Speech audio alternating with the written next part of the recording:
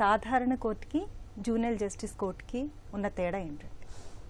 సాధారణ కోర్టుకి junior justice కోర్టుకి చాలా తేడా ఉంటుందండి. సాధారణ కోర్టులో మీకు 18 years అబవ్ ఉన్న అక్యూజ్డ్ పర్సన్స్, అడల్ట్ అక్యూజ్డ్ కోసం కోర్టు నడుస్తున్నది. అది జూనియర్ కోర్టుకు వచ్చేసరికి బిలో 18 years వాళ్ళు మాత్రమే ఇక్కడ ట్రయల్ ఫేస్ చేస్తుంటారు. మీకు రెగ్యులర్గా ఉండే కోర్టు అట్మాస్ఫియర్కి జూనియర్ కోర్టుకి చాలా తేడా ఉంటుంది. రైట్ ఫ్రమ్ ది ఎంట్రన్స్ దగ్గర నుంచే మీకు తేడా ఉంటుంది. పిల్లల్ని ఇక్కడ మేము చాలా ఫ్రెండ్లీ నేచర్లో ట్రీట్ చేయాల్సి ఉంటుంది. రెగ్యులర్ కోర్టులో మీకు ఫ్రెండ్లీ నేచర్ అనేది ఉండదు. రెగ్యులర్ కోర్టులో వచ్చేసి మనకు స్ట్రిక్ట్ ప్రొసీజర్ ఆఫ్ లాని ఫాలో అవుతూ ఉంటాము. ఇక్కడ కూడా లాని ఫాలో అవుతాము, కానీ మేము కానీ పోలీసు వాళ్ళు కానీ అడ్వకేట్స్ కానీ ఎవిడెన్స్ చెప్పడానికి వచ్చే ఉన్నతాధికారులు ఎవరు కూడా వాళ్ళ వృత్తికి సంబంధించిన ఫుల్ యూనిఫామ్స్లో రారనమాట. మామూలుగా నార్మల్గా సివిల్ డ్రెస్లో ఎలా ఉంటామో అలాగే ఉంటాము. కోర్టు అట్మాస్ఫియర్ ఏమి ఉండదు.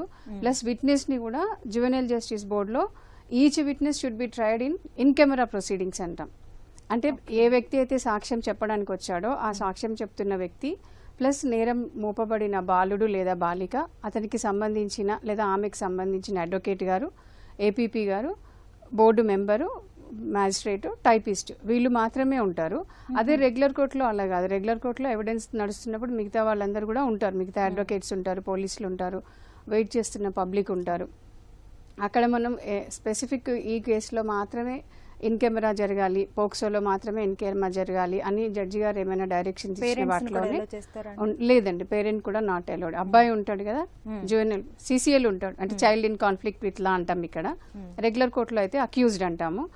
ఈ సిసిఎల్ నిలబడుకొని ఉంటాడు, తనకు సంబంధించిన అడ్వకేట్ కూడా ఉంటారు. వీళ్ళు మాత్రమే లోపలికి అలౌడ్, ఇంకా మిగతా వాళ్ళు అలౌ లేదు. ఒకవేళ ఈ ప్రొసీజర్ జరుగుతున్నప్పుడు వేరే అడ్వకేట్ గారు కానీ ఇంకా డాక్టర్ గారు ఎవిడెన్స్ చెప్పడానికి వచ్చిన వాళ్ళైనా, ట్రాన్స్లేటర్ ఎవరైనా వచ్చిన వాళ్ళు ఉన్నా కూడా బయట వెయిటింగ్ రూమ్స్ ఉంటాయి, అక్కడ వెయిట్ చేస్తారు. కానీ విట్నెస్ మాత్రం all witnesses should be tried in camera proceedings అండి.